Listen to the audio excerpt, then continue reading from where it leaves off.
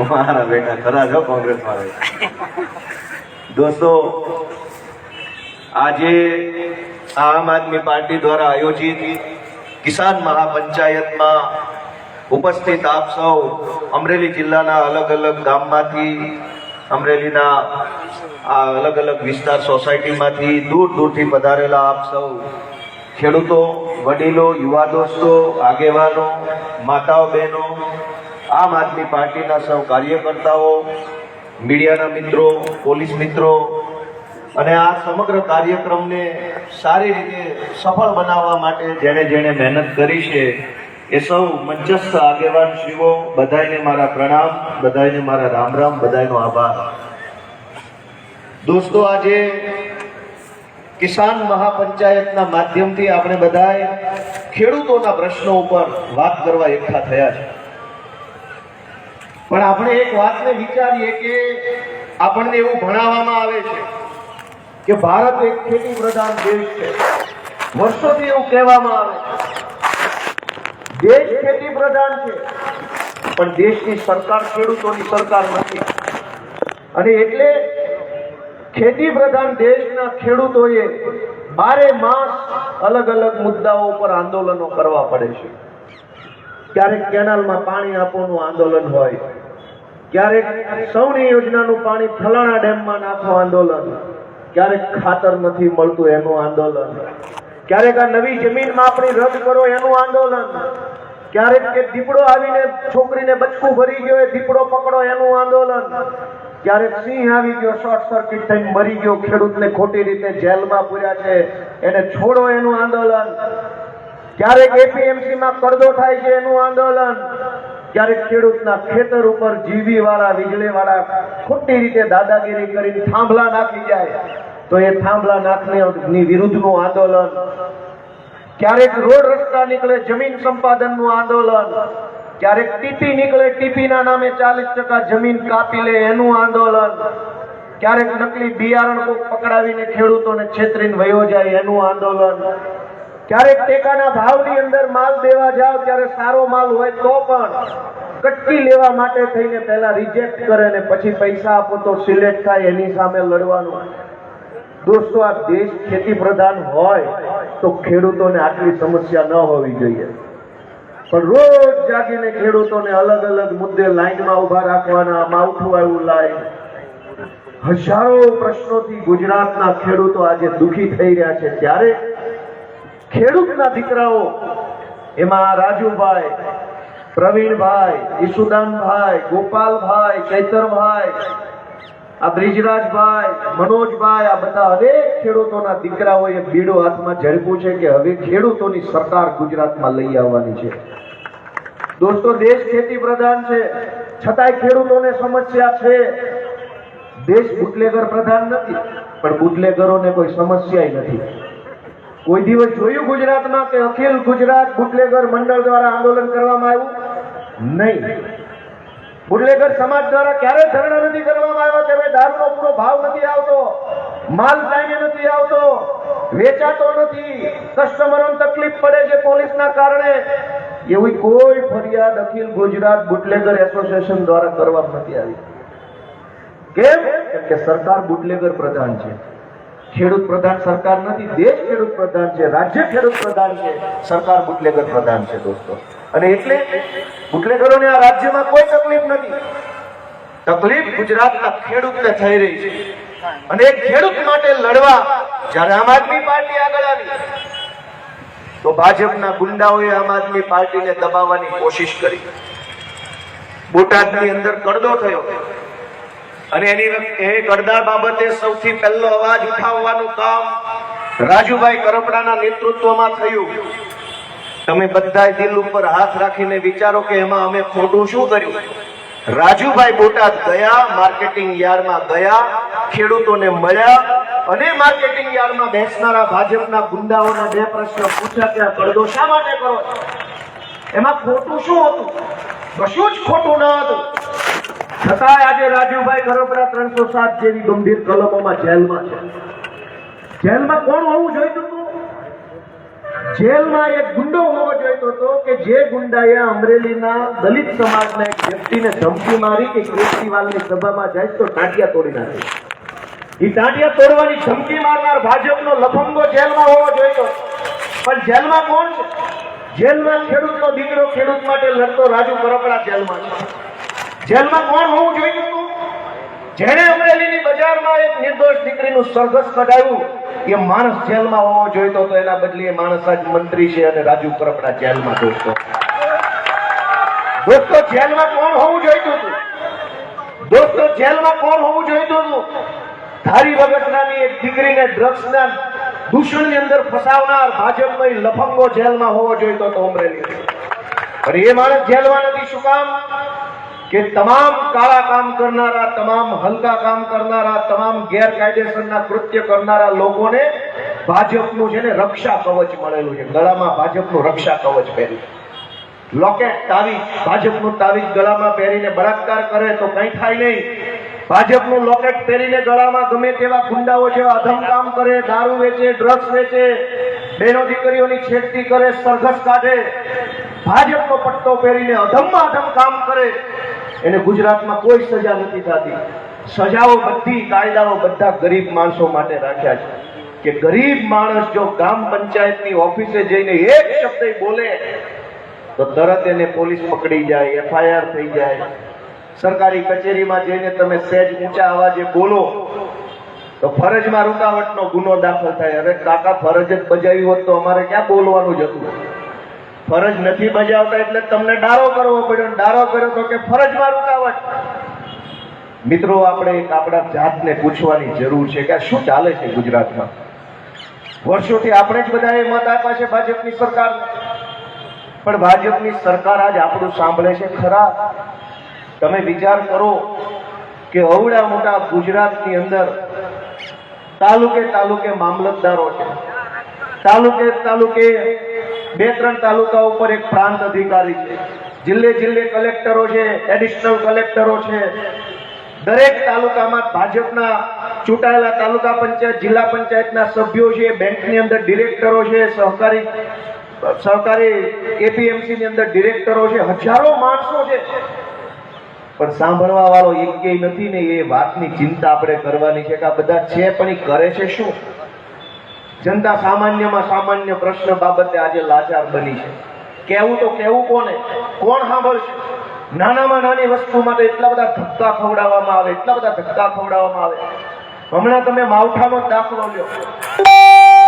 આ તો સરકાર, એમની ભાજપની સરકાર છે, એમને કોઈ કહેવા વાળું નથી કે તમે શું ધંધા ચાલુ કર્યા. માવઠાના ફોર્મ ભરાવાના હતા હમણાં, તો ખેડૂતો પાસે 7-12 ને 8 ઓન પહેલી કોપી, બીજી કોપી, ઝેરોક્સોન કાગળિયા કઢાવડાવ્યા ન કઢાવડાવ્યા?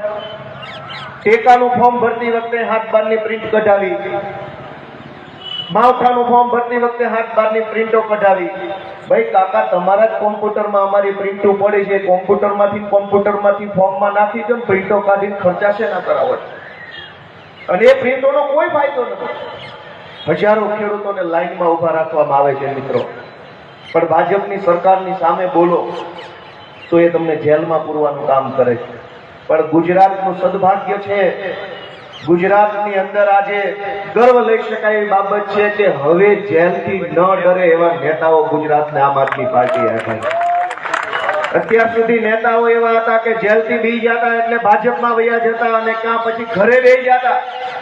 આ ગુજરાતના ઇતિહાસમાં પહેલી વાર એવા નેતા આવ્યા છે કે જેલમાં જવું મંજૂર છે પણ ભાજપની સામે મોરે મોરો આપી દેવા નેતાઓ આવ્યા. દોસ્તો, ચૈતરભાઈ જેલમાં રહ્યા. ગુજરાતના છેલ્લા 30 વર્ષના ઇતિહાસમાં મેં નથી સાંભળ્યું કે કોઈ ધારાસભ્યને જેલમાં પૂરવામાં આવ્યા હોય. આ પહેલી વાર એવું બન્યું કે ચૈતર વસાવા ધારાસભ્ય બન્યા પછી 2 વખત એમને જેલમાં પૂરવામાં આવ્યા. કોઈ ધારાસભ્યને ક્યારેય જેલ નથી થઈ. શું કામ? બધા માસિયા ભાઈઓ હતા અમારી આમ આદમી પાર્ટી વાળા સિવાય. ખંપીને ખાતા, મળીને ખાતા અને ગામને બધારતા. દોસ્તો, આમ આદમી પાર્ટીના ધારાસભ્યને પહેલી વખત ખોટા કેસોમાં જેલમાં પૂરવામાં આવ્યા. મારું કઈક ગોઠવાઈ રહ્યો છે, હું તૈયાર જ છું. એક બેગ અલગથી રાખી છે જેલ વાળી કે જેથી કઈક મેળ પડે તેથી કાંઈ વાંધો નહીં, લઈને ક્યાં ખાઈ જવાના છે? જેલમાં લઈ જઈને થોડા ખાઈ જવાના છે. અને અમે જે તમારી હાથું વ્યવસ્થા સારી રાખશું, એ કોઈ ચિંતા નથી. પણ મિત્રો, આજે મારે તમને વિનંતી એ કરવી છે કે આપણે આપણો આત્મા જગાડવો પડશે. હજારો પ્રશ્નો છે, ભાજપના નેતાઓને કેમ ખબર નથી પડતી કે સરકાર સુધી પહોંચાડો. હું જયારે ધારાસભ્ય બન્યો નવો ત્યારે મને એમ થયું કે હું આ પ્રશ્ન ગાંધીનગરમાં સરકારને કહીશ ને, ખેડૂતનો આ પ્રશ્ન સરકારને કહીશ ને, ખેડૂતનો ઓલો પ્રશ્ન સરકારને કહીશ. મેં આખું લિસ્ટ બનાવેલું મારા કોમ્પ્યુટરમાં કે આ જમીન માપણીનો પ્રશ્ન મુખ્યમંત્રીને રજૂ કરીશ, આ જમીનના કેળાઓના પ્રશ્ન બહુ બધા છે, ગામડાઓની અંદર જમીને જવાના રસ્તાના પ્રશ્નો ખૂબ બધા છે, એ પ્રશ્ન હું સરકારમાં રજૂ કરીશ. સિંચાઈના પાણીનો પ્રશ્ન રજૂ કરીશ સરકારમાં. મામલતદાર ઓફિસોની અંદર અનેક પ્રકારનો ભ્રષ્ટાચાર થાય છે, ખેડૂતનું કામ સમયસર નથી થતું, એ પ્રશ્ન રજૂ કરીશ. મેં આખું લિસ્ટ બનાવેલું. પણ જેવો હું ધારાસભ્ય તરીકે ગાંધીનગર ગયો તો મેં જોયું કે ભાઈ અહીંયા સરકાર બરકાર જેવું કાંઈ છે નહીં, આ તો સર્કસ છે. અહીં તો સર્કસ ચાલે છે. 10 વર્ષે નવા મંત્રી આવી જાય છે, કોઈ મંત્રી નથી, કોઈ મુખ્યમંત્રી નથી, બધું સર્કસનો ખેલ છે. 1.5 વર્ષ સુધી એક માણસને મંત્રી બનાવે, એ મંત્રીનું પેટ, ખિસ્સું અને ગોડાઉન ભરાઈ જાય એટલે એમ કે હાલે નીકળ, બીજા બેહાડો. આવી રીતે મંત્રીમંડળ હાલે. તમે રજૂઆત કોને કરવા જાઓ? દર 1.5-2 વર્ષે મંત્રીઓ બદલાય છે ગુજરાતમાં. શું કામ? 2.5 વર્ષના ખાવાના વારા આપ્યા છે આ લોકોને. ખાઈ લે એટલે પછી મૂંગો રે, આખી જિંદગી બોલે નહીં એક શબ્દ. મારી વાત સાચી છે કે ખોટી? દોસ્તો, ક્યાં રજૂઆત કરવાની? તમારી રજૂઆત તલાટી મંત્રી સાંભળે નહીં, સરપંચ સાંભળે નહીં, મામલતદાર સાંભળે નહીં, જિલ્લા પંચાયત સભ્ય સાંભળે નહીં, ધારાસભ્ય સાંભળે નહીં, સાંસદ સાંભળે નહીં, કલેક્ટર સાંભળે નહીં, એસપી સાંભળે નહીં. તમને એમ થાય સરકારમાં કહો તો સરકારમાં સર્કસ છે. કહેવાનું કોને? દોસ્તો, કોને કહેવાનું? અને તમને એમ થાય ગોપાલભાઈ ધારાસભ્ય જેવું ગોપાલને કહું, હું ગાંધીનગરમાં જાઉં તો કોને કહું? ત્યાં બધા સર્કસના સિંહની જેમ બેઠા સર્કસ ચાલે છે. ક્યાં રજૂઆત કરશો? આ જમીન માપણીના કારણે દોસ્તો ગુજરાત આખાના ખેડૂતોને અત્યારે તકલીફો પડી રહી છે. અનેક લોકોને ધિરાણ નથી મળતું, અનેક લોકોએ લેન્ડ ગ્રેબિંગની કુટુંબ પરિવારમાં ફરિયાદો દાખલ થઈ ગઈ છે, અનેક લોકોને ભાઈઓ ભાગમાં તકલીફ પડે છે, અનેક ખેડૂતોને રસ્તાના પ્રશ્નો આવ્યા છે. કોઈ સાંભળવા વાળું નથી. કાગળિયા ઉપર કાગળ, કાગળ ઉપર કાગળ, થેલીઓ મોટી ખાતી જાય છે પણ પ્રશ્નો ઘટતા નથી. કાગળ વાળી થેલી મોટી થઈ ગઈ છે. શરૂઆતમાં 5 કાગળ હોય, પછી બીજા 5, ત્રીજા 5, દરેક ખેડૂતના ઘરમાં એક કાગળની થેલી હશે. મારી વાત સાચી છે ખોટી? અને થેલી ટૂંકી પડતી જાય છે, એટલા પ્રશ્નો વધતા જાય છે, એટલા પ્રશ્નો વધતા જાય છે, પણ સરકાર સુધી કઈ પહોંચતું નથી. મિત્રો, સાવ સર્કસ ચાલે છે ગાંધીનગરમાં. ક્યાં સુધી આપણે આ બધું સહન કરશું? અને સરકાર પાસે આશા રાખીને કેટલી આશા આપણે રાખી? વિચારો. ધારો કે આપણે સરકાર પાસે એવી આશા રાખી કે સરકાર આપણા બાળકોને ભણાવે. અમે તો નથી ભણ્યા ભાઈ, તો તમે અમારા છોકરા ભણાવો. ધારો કે આમ જનતા, ગુજરાતના કરોડો લોકો સરકાર પાસે, ભાજપ પાસે એવી આશા રાખે કે તમે અમારા છોકરા ભણાવો. સરકારે શાળાના ઠેકાણા ન રહેવા દીધા. શાળામાં માસ્ટર નહીં, કોમ્પ્યુટર નહીં, શાળાના બિલ્ડિંગના ઠેકાણા નહીં. તો જનતાએ વિચાર્યું કે મેં સરકાર પડતી ભાઈ, અમે અમારા સમાજની કે જ્ઞાતિની કે ટ્રસ્ટની ગમે પ્રાઇવેટ શાળા બનાવીને એમાં ભણાવી લઈએ. સરકારે સરકારી શાળા ન બનાવી તો જનતાએ પોતાની રીતે પ્રાઇવેટ વ્યવસ્થા ઊભી કરી છોકરા ભણાવવાનું ચાલુ કર્યું. જનતાએ આશા રાખી કે ભાઈ તમે અમે માંદા પડીએ તો દવાખાનાનું કંઈક કરાવો, બીમાર પડીએ તો સારવાર કરાવે સરકાર અમારી. સરકારે સરકારી દવાખાનાની વ્યવસ્થા પણ ખાડે નાખી દીધી. સરકારી દવાખાના બરબાદ કરી નાખ્યા. તો જનતાએ પોતે જ્ઞાતિના કે એનજીઓના કે ચેરિટેબલ ટ્રસ્ટના દવાખાના ખોલી નાખ્યા. નક્કી કર્યું સરકાર ન ખોલે તો કઈ નહીં, આપણે પ્રાઇવેટ દવાખાના. જનતાએ એવી આશા રાખી કે બસમાં બેસીને પિયરમાં જાઓ, મોસાળમાં જાઓ, મામાના ઘરે જાઓ. સરકારે બસ ન મોકલી તો જનતા પ્રાઇવેટ બસમાં ચડી ગઈ ને જ્યાં પહોંચવાનું હતું ત્યાં પહોંચી ગઈ. જનતાએ એવી આશા રાખી કે ટપાલ મોકલું એક સરકારમાં કે ધારાસભ્યમાં કે અહીંયા ક્યાં. સરકારે ટપાલની વ્યવસ્થા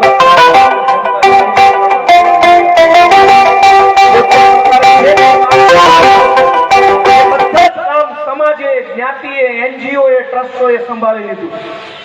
પણ હવે પોલીસ સ્ટેશનમાં આપણી એફઆઈઆર ન લખાય તો ટ્રસ્ટનું પોલીસ સ્ટેશન ખોલી શકાશે? કયો છે બધા?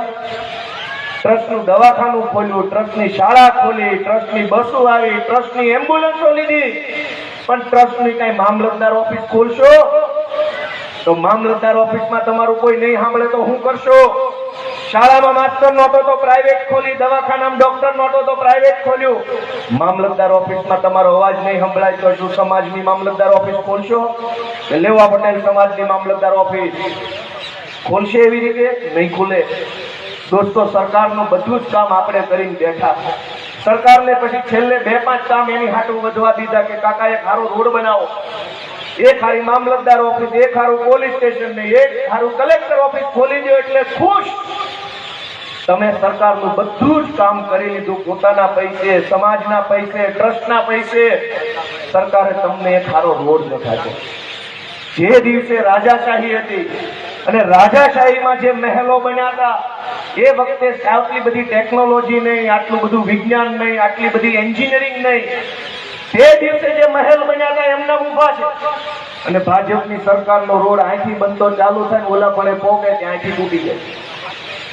દોસ્તો, કઈ હદની તાનાશાહી, કઈ હદનો ભ્રષ્ટાચાર આપણે સહન કરીએ છીએ. જરાક આત્મા જગાડો, પોતપોતાના દિલને પૂછો કે આ સાચું છે કે ખોટું. દોસ્તો, એક હું તમને જાણકારી આપું કે સિંગલ પટ્ટીનો રોડ જે આખા ગુજરાતમાં બને, એક ગામથી બીજા ગામ જવાનો સિંગલ પટ્ટીનો રોડ, એમાં સરકારને ઓછામાં ઓછા 1 કિલોમીટરે 25 લાખનું બિલ મૂકવામાં આવે મિનિમમ. દોસ્તો, જેનું 15 લાખનું મકાન મજૂરી કરીને બનાવે ને એ 20 વર્ષ સુધી એની કાકરી ખરતી નથી 15 લાખના મકાનની. ગામડાનો ગરીબમાં ગરીબ માણસ હોય એ મહેનત મજૂરી કરીને સરકારી યોજનાનું ફોર્મ ભરીને 10-12 લાખ વાળું મકાન બનાવે એટલે 15 વર્ષ કાંઈ ન થાય.